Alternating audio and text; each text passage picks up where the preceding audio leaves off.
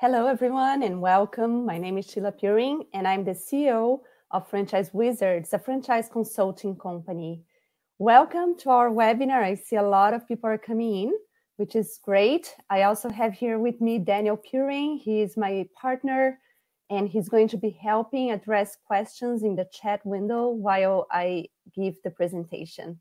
We'll be talking today about franchising and why this is a great way to become your own boss, especially for those of you who are thinking about doing this for the very first time, at the same time reducing the risk of failure. I invite you all to stay here until the very end of this presentation because we do have some very nice giveaways for you, including our ebook, Roadmap to Success, the ultimate guide to buying a franchise, plus several other additional surprises, which I'm going to disclose at the end of this meeting. So what is the focus today? Well, we'll be talking about how can you effectively invest in a franchise that, first of all, really fit well your skills and personality. It's not just about being with a franchise that is trending in the market, but really which franchises best fit you and your profile. What franchise will help you achieve your financial goals, whatever they are. That's how we usually help our clients. And not only the financial, but also personal and lifestyle goals. Many times we deal with people who are coming from corporate and are always traveling or away, always away from family, away from children because of all the travel. And franchising many times is a way to own a business that where you don't really need to travel a lot, so you can really be around. So it's not only about financial goals, but also about achieving a lifestyle and deep personal goals. And also, how do you avoid making the wrong choice? So there are too many options. How do you find the right one for you? And today, the way we're going to talk about that is as a step-by-step approach, which involves first really identifying out of the entire franchising industry, what are the best franchise options for you, how to properly investigate and validate a franchise business, how to fund your franchise business, and finally, once you are a business owner, how do you run that business successfully? What are some of the key attributes to success? So a little bit about us. Our company is Franchise Wizards. We are a company based in California, and we work with over 500 franchises across the entire US and Canada, many of them. Some of them are worldwide, but the core of the franchises we work are all based in the US. We have helped over 1,000 investors on the possibility of franchise ownership, and we are very happy to have helped a lot of people. The founders are myself and my husband, Puring. We are certified franchise consultants. We also have MBA, and we have a mixed background. We combine corporate experience. I myself have worked for several biotech companies.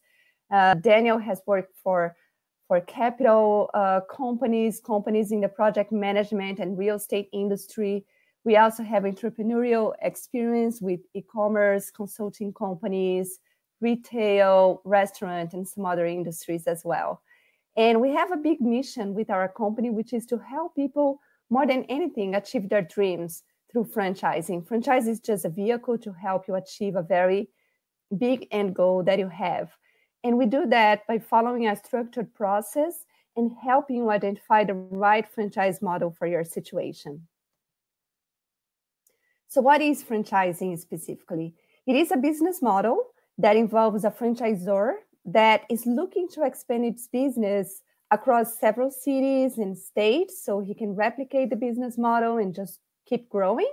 But he's looking for a business partner that will be licensed by him. He will provide training, he will provide system and assistance to that franchisee or business partner. And that franchisee will operate under his brand and sell his products and services. It's simply that. That's what the agreement entails.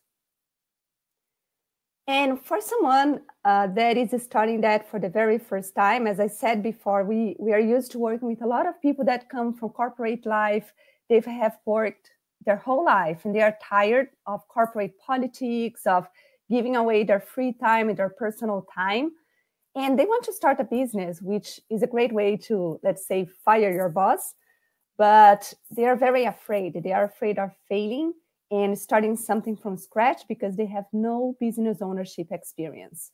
And that's where franchising can help so much. By franchising, first of all, you're following a roadmap for success. So you're really following a business model that has been tested and proven before by another franchise. And now you get to just follow that instead of figuring everything out and having to deal with all the trial and error in that phase. You know your starting and operating costs. So that is a huge help. The franchise has already done all that study for you. You can leverage economy of scale. Big franchise systems have locked already big supply agreements, so you can buy supplies, for example, for a cheaper price than an independent business owner.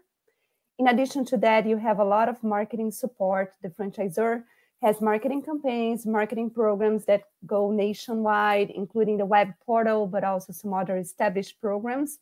They make it all available to you by being a franchisee in their system.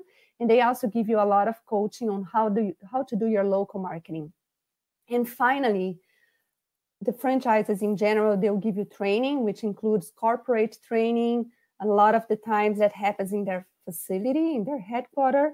In addition to that, they will have a lot of times online training and ongoing training, not just for you, but for your team as well, and ongoing support. So let's talk a little bit about the industry so you know a little bit about the overall franchise industry.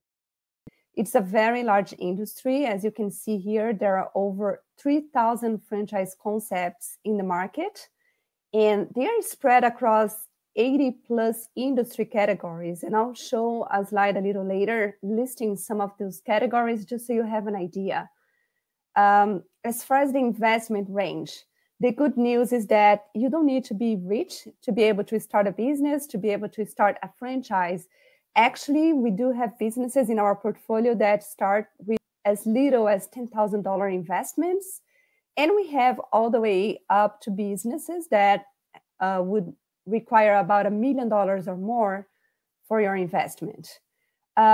There is a sweet spot, I would say, in the franchising industry. A lot of the franchises, the majority of them, will range between $50,000 and $200,000 investments. As far as establishments, there are 745,000 establishments in the US and 7.8 million jobs generated by all these franchises and over $700 billion revenues. That really shows how strong that market is. Also, the level of satisfaction across everybody who joins a franchise and across all those industry categories is very high, as you can see here from this Franchise Business Review survey that was made with over 25,000 franchise owners. 78% of the owners recommend to others their franchise, 81% is satisfied with their franchisor, and 80% rate the franchisor as good, very good, or excellent. Also, when you join a franchise, you sign a franchise agreement, which is usually a 5 or 10-year term. And this IFA and FRANdata survey show that across the board, the renewal rate for those franchise agreements is above 94%. As I was telling before, I was going to show here a list of different types of franchise categories. And I want you guys to quickly take a look at that. I know it's a huge list, and I'm not expecting you to read every single bullet point. There are actually even more options than what I am listing here. But what I want to highlight and show you here is the huge diversity that is available in the franchising industry. As you can see, there are way too many options of franchises that you could pursue. And if I would ask you what franchise comes to your mind as you think about the franchising space, I would guess that most of you here would be saying McDonald's or Pizza Hut or Subway, right? Basically, all of these three franchises that I just listed are fast food franchises. And what I want to mention here is that food franchises in general, they're just 30% of the franchising industry. And as you can see here, there are way many more options than just food franchises. So be careful when you think about franchising. Be careful with just going with a food option because that's all you know. There are too many options and maybe many other business models that will fit your profile much better.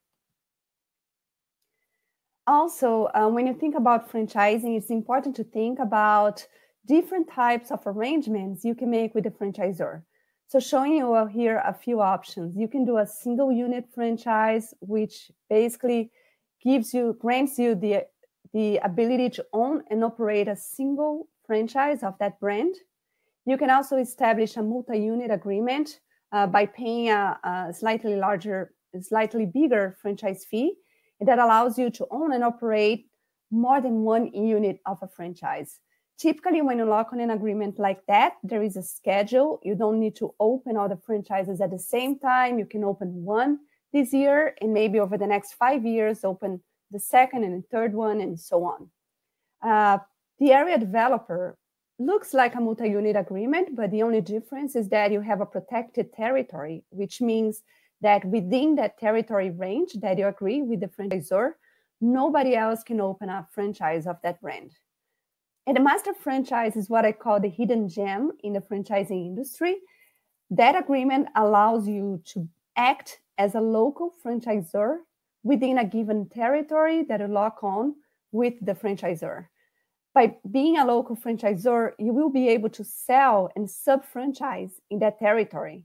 Everybody who buys a franchise in that territory will be paying you royalties, will be paying you fees, and you share those royalties and fees with the head franchisor. So it's a great way to establish an empire and start receiving that residual income coming from royalties, for example.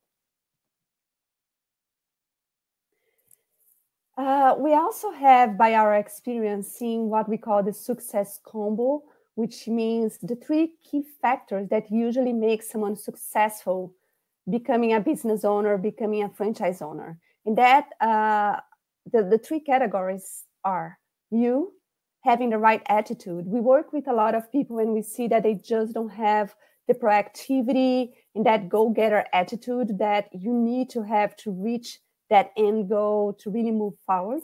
So having the right attitude, putting a lot of energy in it is a key to success.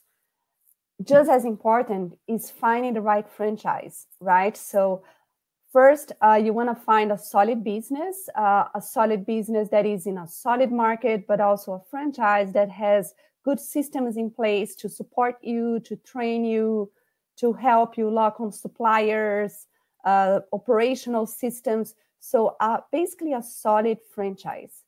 And in addition to that, a franchise that fits your personality. So let me give you an example here. One person may have a friend who is doing very well with a print advertisement franchise. And her friend, he's a guy that has a very strong sales personality. He likes to do cold calling, knock on doors, and promote his products. And because he's doing so well and making so much money, she decides to invest in the very same franchise because he told her that it was such a great business for him. But she doesn't have a good sales personality. She's more into management. She's very good at managing operations, but she's not really a true salesperson that likes to do cold calling. So now she owns a business that she doesn't like at all. She doesn't like to be knocking on doors. She doesn't like to do cold calling. And it's just not being good for her. So you want to find that good mix of a business. You will always have some challenges, right? You will always have some aspects of the business that you may not like that much, but it has to be a business that you love and that leverage most of your skills and that really fits your personality. So that's the key question, right? So how do you find that right franchise? How do you find the best business for you? And that's how we can help. There are many factors that should be considered and we consider when we are evaluating franchise options for you. But just so you have an idea of everything you need to think about. First is, what is your current situation and what is motivating you at the end to really make that move? Sometimes the motivation is very personal. It's a lifestyle motivation. So you have to think carefully about what that is And when you look at a business and you evaluate, you want to make sure that that business can help you achieve that end goal, that end motivation. Your goals are key. We should always look into that. What is your transition plan? So let's say you work in corporate America today and you want to transition out, but you would rather start a business in parallel, have that business run for a couple of years until you feel the business is well established and is profitable, and then you jump out of corporate. That's the type of transition plan I'm talking about. Some people, they are ready to move full time into the business so they can start right away, just dedicating 100% of their time. And that's a different transition plan. So we take that into consideration because some franchises, they will allow different types of transition plans. What is your background? So basically, what do you bring to the table? What is your skill set? What are your areas of expertise? What do you like doing? All of that should be considered. Business preferences. What types of employees do you want to manage, or would you feel comfortable managing, if you would like to manage any employees at all, because some businesses don't require you to hire anyone. Do you like a business that is located in a shopping mall, in a very key location, so you don't have to really actively prospect clients? Or would you be okay with a service type of business where you would be going after clients, you would be doing a consultative selling type of job on your day-to-day operations? What is your investment budget? We always need to take that into consideration because sometimes you may really like a business, but your budget may not be sufficient for that. And we will have many other options that would be within your budget and still great businesses for you. What are your financial expectations? What level of profitability and overall, what type of income would you like to take from that venture? And finally, what we call the intangibles, which means sometimes our clients, they have very specific wishes that may not be in the other categories, but may tell us that they would like a business that would be related to sustainability and that would have a appeal of giving back to the community. And we take all that into consideration because some businesses, they will allow you to do that. So when we're selecting, we try to find businesses that would meet even what those intangibles that we call here. Our process, how that works, starts with an assessment call or an online questionnaire where we capture a lot of that information that I was showing in the slide before. And after capturing all that and having our full franchise profile and business preferences profile, we will start researching franchises to select the best options for you. After that, we prepare our selection and we go on a presentation call where we explain to you what are the businesses that we have selected and why do we believe those are the best businesses that would fit your profile. After doing that, if you feel interested and intrigued enough about one or more businesses in our list, we will introduce you to the franchisor to start a due diligence process. And that is a very thorough process where you will evaluate carefully the franchise before making any investment decision. It's important to explain here that investigating a franchise has no cost. The franchisor won't charge you for that. It's purely an educational process. You want to know more about the business before you can make a decision. And the franchisor also wants to get to know you because at the end, this is a business partnership. So both of you need to make sure that there is a match before both of you move forward. And I'll talk a little bit about how the steps in that investigation work. But after you finish your investigation, you should be fully informed in order to make an informed investment decision, whether you would like or not to make that investment. It's important to explain here also that we don't charge for our consultation. The way we work is as recruiters for the 500 plus franchises that we work with, and they pay us for finding and pre-qualifying and matchmaking the right investors for their system. So we are paid by them for that service. And for you, we provide a lot of knowledge and consultation that is free of charge. So that's the good news I wanted to share. I'm going to put here an offer just so you know that if you would like to start this process with us, we ask you to fill what we call our personal franchise assessment. And that's an online questionnaire that asks about your background, your skills, your goals and objectives. It asks about your business preferences and then about your budget. And we use all that information to prepare a personalized selection of franchises to you. I want to share with you some examples of clients that we have helped, just so you have an idea of how this process works and how we find the right business for each person. And every client we work with is a completely different situation. So let's start with Jeff, who opened a poke franchise in Los Angeles. Jeff came to us, and he was basically his uncle had a location in a shopping mall that he was given to him. So he had already a location that was in a shopping mall, and he didn't know exactly what to open there. But by talking to him, we could see that he wanted to work with something that would have a simple operation and would be in a growing market. He was okay with going with a food option. That was one of the options that we discussed with him.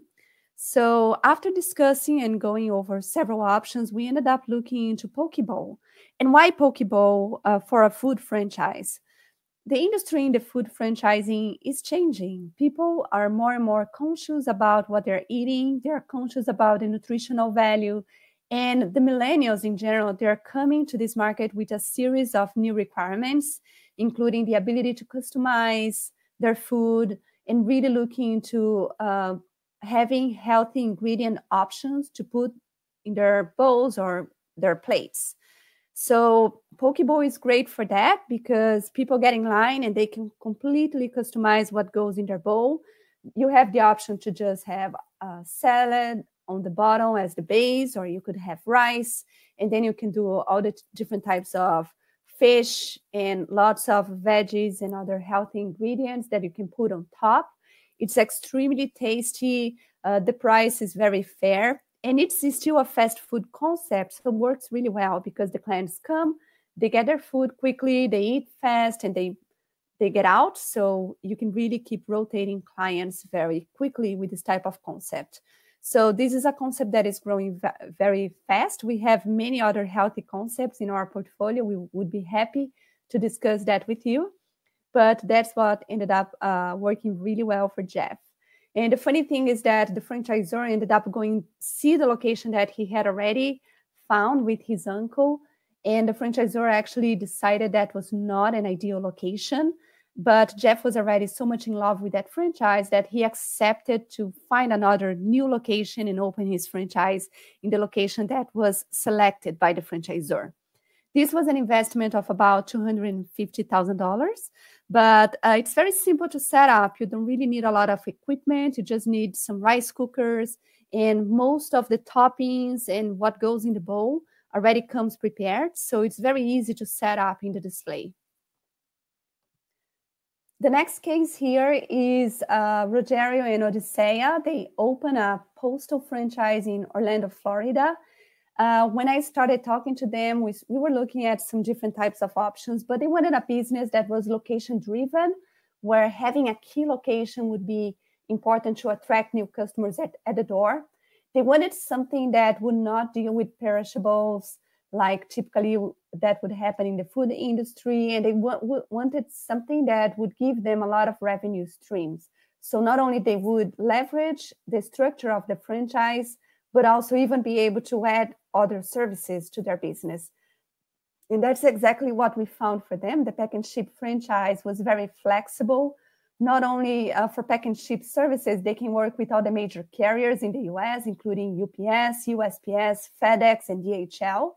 But they can also offer PO box rental, printing services, passport services, notary. They can sell products.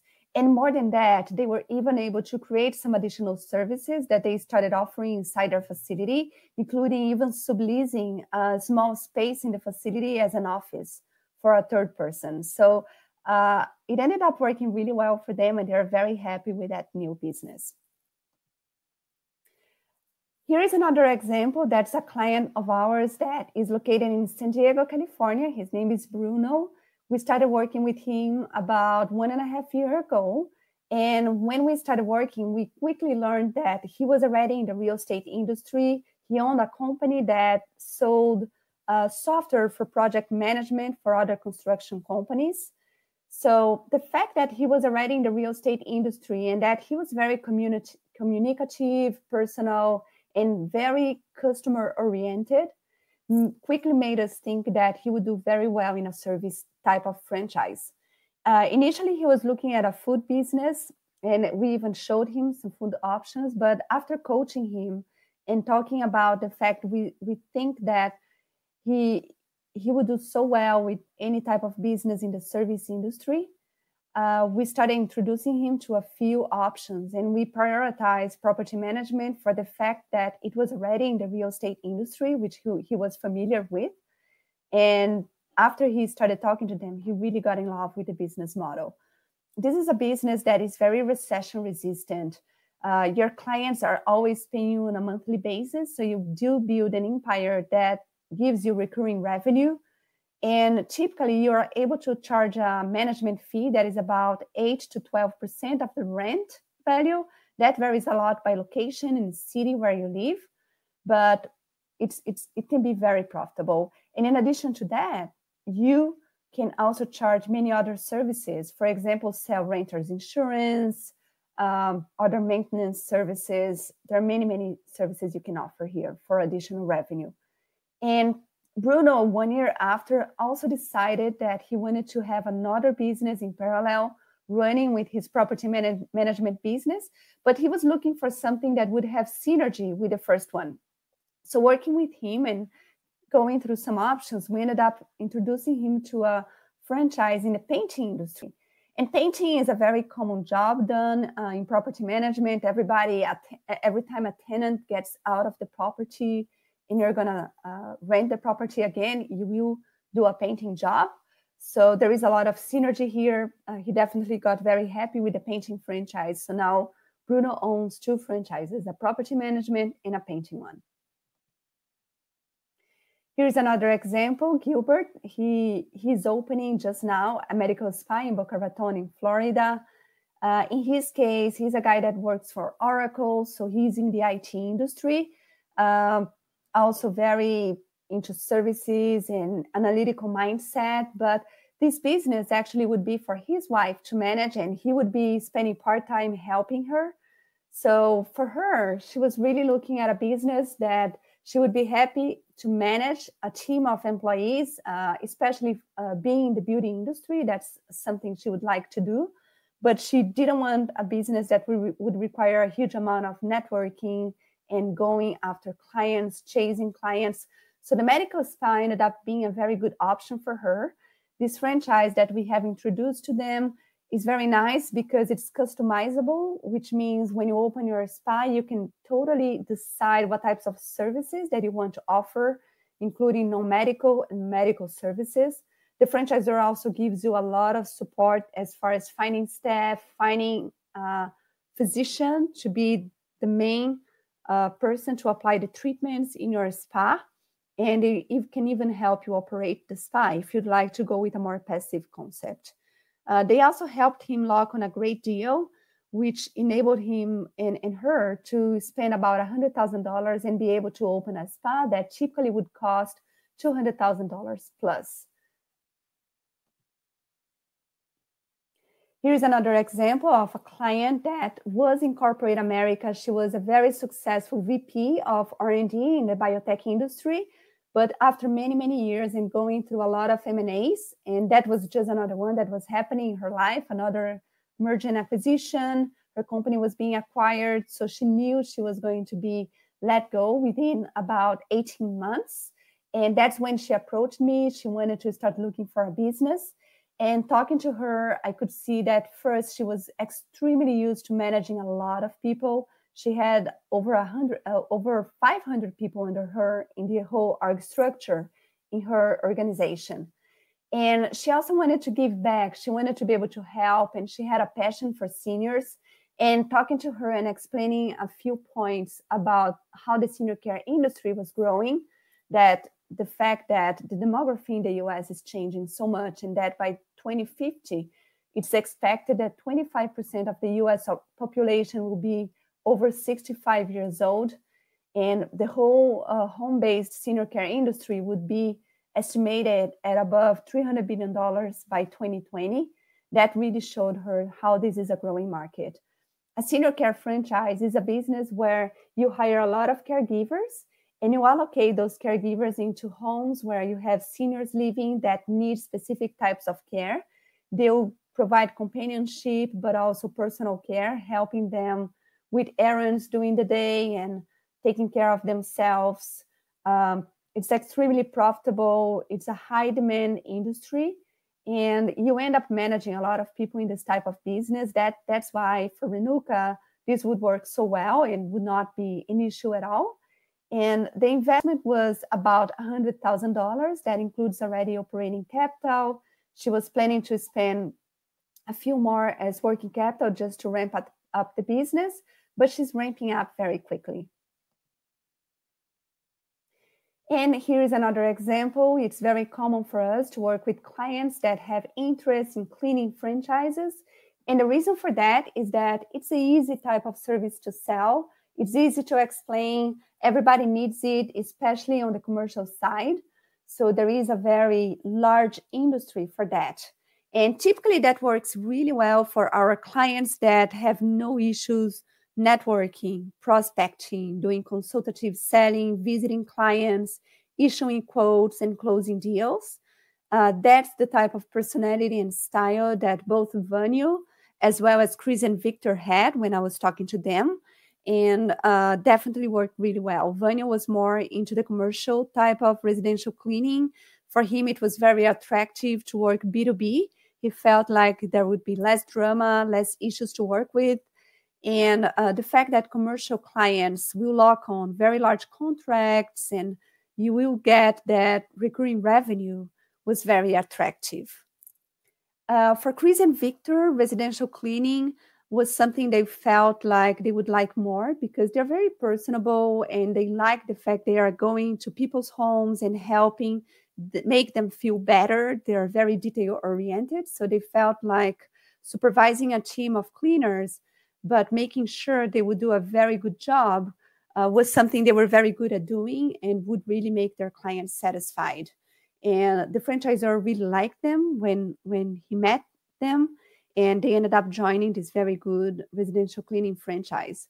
And now they have been in the business for about a year, and they have been extremely busy going through their routes, their cleaning routes, and they are growing extremely fast.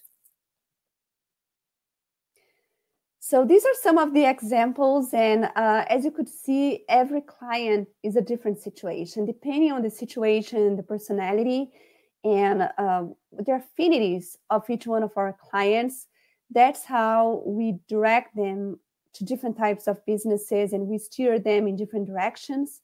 We always like to give our clients several options, not just one. We usually give at least 9 or 10. And they will end up selecting at least 2 or 3 franchises to start investigating.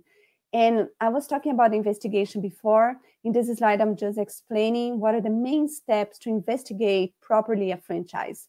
You start with an introduction to the franchisor, where both of you talk to each other. So usually the franchisor will expect you to talk about your background and explain what has attracted you in the franchise at a first glance. And what are the main questions you have? The franchisor will usually talk a little bit about their background as well, and will give you more details about the business model, answer your initial questions. Usually that continues many times with a series of follow-up calls to discuss specific aspects of the business. For example, you may have a call just about operations and a call just about marketing. There is a very important document that the franchisor will share with you. It's called the FDD, or franchise disclosure document. By law, every franchisor needs to share this document with you, and this document is regulated by the Federal Trade Commission. It will disclose a lot of good information about the franchise, and I'll talk about that in the next slide. You will perform also validation calls with the franchisees. There is a very important step in the whole discovery process, which is this validation. And that's when you have the ability to call the franchisees who are in the system and ask them about how their experience has been with the franchise, as well as financial questions. What profitability is to be expected with this type of business model? How long did it take for them to break even and to get a payback on their initial investment? How much revenue can they generate per year? And questions like that. And finally, after you have done all your validation and you continue interested in that franchise business, that's usually a good step. That's usually a good point to go to a discovery day and attend a discovery day, which happens at the franchisor headquarters.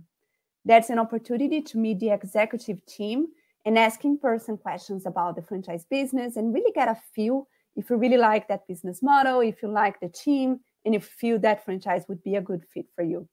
Usually after discovery day, that's when our clients really have a good idea and they are fully decided whether they want or not to join their system. So talking about the franchise disclosure document, that's a document that, as I said before, is regulated by the Federal Trade Commission.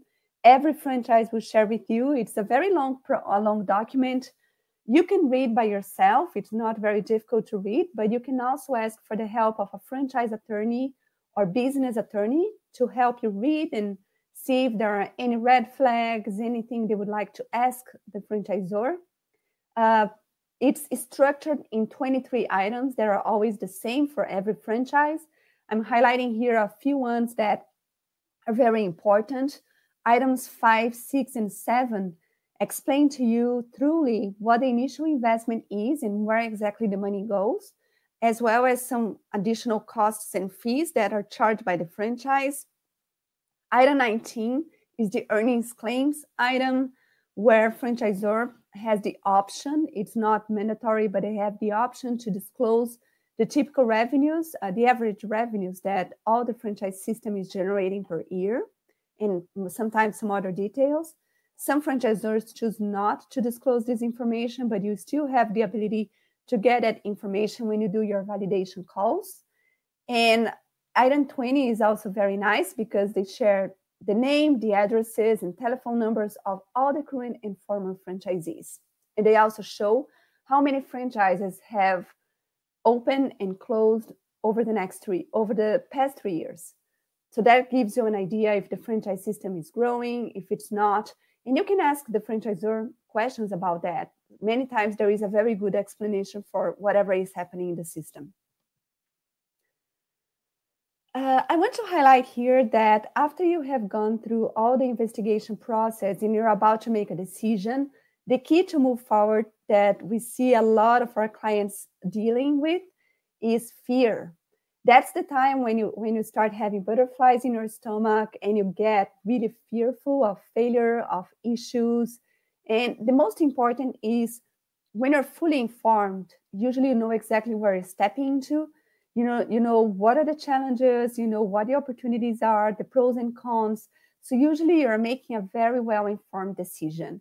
And overcoming that fear is very important because that really helps you achieve that final dream and achieving your goal. It's important to understand that even if you would have a bad experience, there is always a way to exit your business. You can sell your business, you can transfer, you can start something new. So it's not a done deal. It's important to understand that there is always a workaround. There are always ways to improve.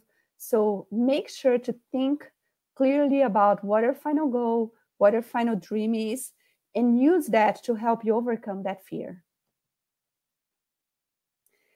I also want to share with you some insights about funding. How can you fund your franchise, right? Many of you may not just have liquid capital available for the entire investment, and you may want to go with a very large investment. So one of the key, the most common ways to do it is the SBA loan. That's a loan specific for small business investments. A lot of the franchises, they are pre-approved or registered with the SBA, which makes it very much easier for you to get a loan for that specific franchise. There are many financial institutions focused specifically on SBA loans and 401k rollovers, for example. We would be happy to introduce you to these companies if you need that help. And one important aspect, though, is that in order to qualify for loan, just like when you get a home loan, mortgage loan, you do need to have a good credit history. So the criteria is the same here. It's also important that you know that you could use the 401k from your previous employer to fund your new franchise. So there are ways to set up and transfer that money and transform that into shares of your new business. The financing companies will help you with all the setup. What is nice about doing that is that you don't need to pay interest on that investment. There are no fees to be paid on a monthly basis. It's pretty much just converting your 401k into shares of a new business. And the unsecured loan can work really well as well, but you will need to have a very good credit score in order to qualify for that. So the best thing is to really consult with one of these financial companies and see what you would qualify for. Finally, let's say you have done the investment and you have joined a franchise system. What are some of the key aspects to success? The first one is really follow the franchisor roadmap. The franchisor will give you training, will give you support, will give you an operations manual. We will usually give you access to a web portal, which will have a lot of information and online training. So there is a lot of hints, tips, tricks, a lot of information that they share with you to help you get started on the right foot. Many franchisors will even put a mentor or business coach to work with you during the first year to help you over the next months of operation and make sure you're successful. So the first thing is follow their systems, follow their guidelines and the step-by-step process that they are teaching you, because they have tried that before. They have optimized, tested, refined, and they know what is the formula for success. If you follow that, you're halfway closer to success. In addition to that, if you have a franchise that requires you hiring a team of people, you want to make sure you hire good people. And the franchisor will give you a lot of coaching and support as far as how to hire and what to look for as far as an employee. And you really have to have a lot of focus on that as you hire your team, because that will also be key to your success. And of course, not only hiring, but you want to make sure they're motivated during the whole process and during the operations. So there are ways to do that, right? To make sure everybody's motivated. And you want to have a clear goal, a clear vision of where do you want to get with that business. You want to put together a roadmap and tactical plan to help you know exactly what you have to do and what are the next steps in order to help you achieve that plan. So we have covered a lot of ground today. We spoke a little bit about the franchising industry. What are some of the key elements for business success? What are the key aspects you need to consider when looking to selecting the right franchise? How to properly investigate a franchise business? What are the key steps in that investigation process? The key to making a final decision? How to fund your business and how to successfully run your business. With that, I'd like to ask you if you feel that initial content was good to get you started and help you have a good initial ground, at least at understanding how the franchising industry works and the process to buy a franchise. I also invite you to join our Success Club. I'm sharing here some testimonials of clients that have used our help, and we're very happy to see all of them starting their businesses and being successful and happy with what they do. And I have an offer for you today, which is to really help you during this whole process of buying the right franchise for you. And how this process, which is completely free, would work. It starts with you filling our personal franchise assessment. And as I said before, this is an online questionnaire where we ask a series of questions. It should take about 15 minutes to answer. And I invite you to really put some thought into it. The more you put, the better the selection for you gets. We will use all that information. We may call you to discuss a little more, but we basically will use all the information you fill in that assessment to put together a list of franchises that we believe would be a good fit for you. And we will schedule a franchise strategy consultation, which is a meeting to discuss those business models and explain a little more about them and why do we think those are a good fit. In addition to that, by filling our personal franchise assessment, you will receive a copy of our franchise guide ebook, Roadmap to Success. That ebook has a lot of information and tools. We will also give you a copy of our franchise discovery cheat sheet, which is a table containing a lot of key questions we advise you to ask the franchisors as well as the franchisees. Those questions are categorized by key categories to help you organize your thoughts and how do you go about interviewing the franchisor and franchisees. We also have a business comparison framework that we'll make available to you. What that is a pipeline in which you can compare several business models as you go through investigation, and we have several parameters that you will look at, and we created a scoring method that helps you score how well does a franchise rate into each one of those parameters that we have in our list, and that helps you see which franchise best fits the key requirements and aspects you're looking for. And finally, for our clients that end up joining a franchise and starting a business, we also offer a 1-hour complimentary business coaching consultation. That's something that happens with one of our business coach partners. That person usually charges about $250 per hour, and this is completely complimentary for our clients. So with that, I hope that this session was helpful, and I want to make myself available to answer questions. And I also want to share here my contact information so you can take note and contact me. You can call me or email me. I'll be happy to answer any additional questions that you may have. And I'm also going to refer here to the chat to answer any other questions that I can see coming through the chat box. So let's see what we have here. Okay, so Bill and Kathy are asking what fees are typically charged by a franchise. Okay, that's an important question. So franchises typically will charge a series of fees. One of them is called the franchise fee, and that's the main fee you pay to enter that franchise system. By paying the franchise fee, that's when you start having access to the operations manual, to all the training materials. That's what unlocks all the training and support that you will start receiving. And basically, that's what gives you the license to own and operate that specific franchise brand. In addition to that, franchises charge royalties.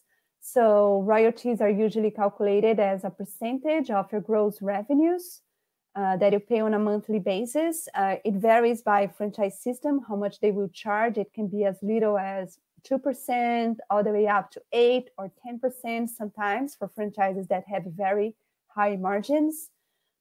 Franchises may also charge a marketing fee that may be 1 to 2% typically of your overall gross revenues. And they use that for a national marketing fund that helps everybody because they use that to continue promoting the brand and helping generate leads to you through their digital marketing and web portal. And you may pay some additional fees like a system fee or some other software fees, for example, but usually those are small. And it's important to understand that all these fees are disclosed in the franchise disclosure documents. So you will know all of that in advance prior to joining a franchise system. That follows actually with a question I'm seeing here from Brita, which is why do franchises charge royalties? And that's an important question I want to explain. When you join a franchise system, there are several employees from that franchise that will be helping you as you get started and as you go through monthly operations of your business, as we spoke about before. You have people in training, people in support, people that work on contracts and act as internal consultants for you. And all that staff, they're paid by the royalties that all the franchisees in the system pay. So the royalties, of course, they will generate profit for the franchisor, but they're also used to pay for all their operations. Without profits, they will not be able to have all the structure they have to help out the franchisees they have in their systems. I hope that helped. Okay, so Jack is asking what is included in the franchise investment, in the total investment. So that depends by each one of the franchises, right? I was talking about some franchises here and giving you some examples of levels of investments that some of the clients made. And that total investment includes a lot of things. It already includes the franchise fee. It includes all the equipment and initial supplies you need to get started with the business. Some of these businesses may require you to buy a van, for example, and wrap the van. So it includes all of that as well. It may include building an office or building a structure without the equipment. And finally, by law, all the franchises need to include 3 months of working capital in that initial investment calculation. And the breakdown of everything that goes in the initial investment is in the franchise disclosure document. Okay. Okay, so Vanessa is asking here if franchises offer marketing support and how do you get your initial clients at the door? So yes, most franchises provide marketing support. I spoke briefly about that, but just to talk a little bit more. So usually we will have a web portal, which is a national web portal where clients go when they're searching for that type of business. They can put in their zip codes, and that automatically generate leads for their franchisees. So that's one of the ways that franchises help find clients for you. In addition to that, franchisors generate a lot of marketing materials. They build campaigns, they build content, they build the ads, and they use that nationally, but they also give you access so you can also use that regionally. They will also teach you different marketing practices during the training so you can apply those marketing practices in your local marketing. And finally, one thing that is very nice that some franchises offer is what we call the national accounts. So some franchises, they have already established relationships with national accounts and specific companies that are existing across the entire US, for example. So as a franchisee enters the system, he may have access to that account if that account is in their territory. So that's a good way to have access to a client without even having to go after it because the franchisor has already established that relationship for you.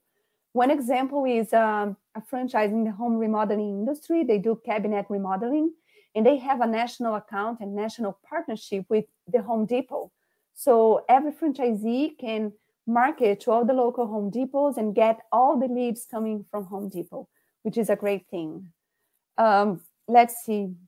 Brenton is asking me for my thoughts on Subway as a franchise. That's a nice question. And my thoughts is that nowadays I don't feel like Subway is a very good investment anymore. It has been in the past, but the fact is the market for Subway franchises in the US is extremely saturated. There are about 26,000 Subways in the US. And pretty much you as a franchisee end up having a lot of local competition that already is not good. In addition to that, all the marketing practices and pricing policies that they have applied lately have really squeezed the margins for their franchisees.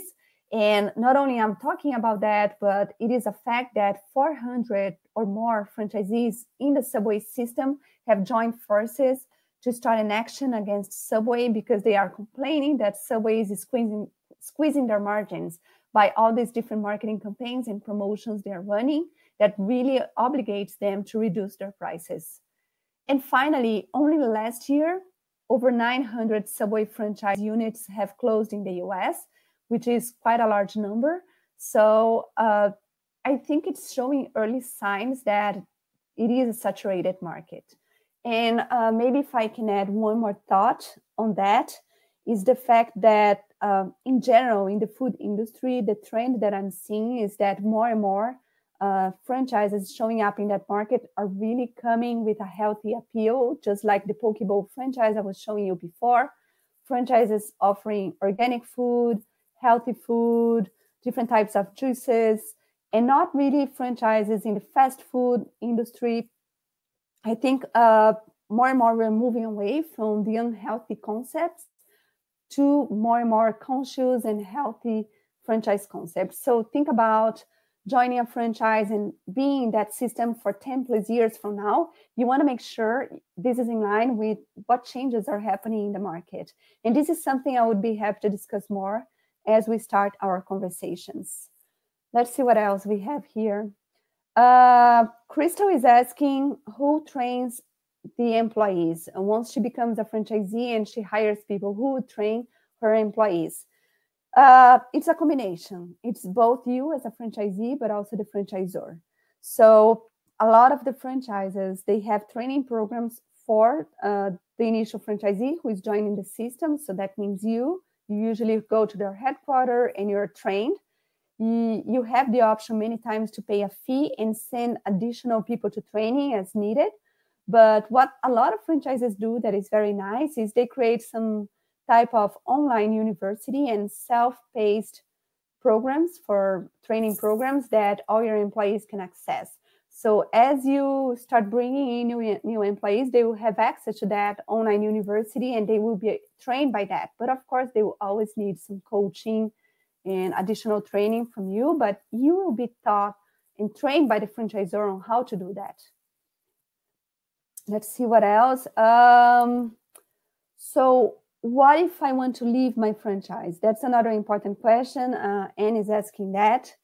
And about leaving the franchise, when you lock on a franchise agreement, which usually will take 5 to 10 years term, you're not really obligated to stay with them all that time. Let's say maybe in 4 years from now, you decide you want to start a new business or do something else. You just got bored with what you're doing. We don't know.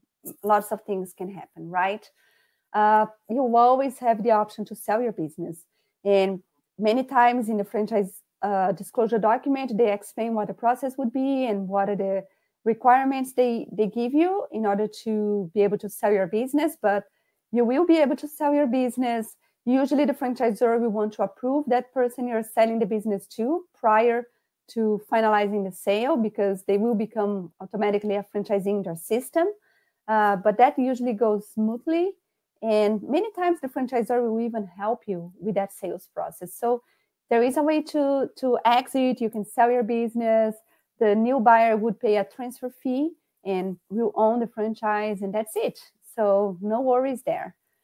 Okay, I have time for one more question here. We're just about to hit the hour, I see.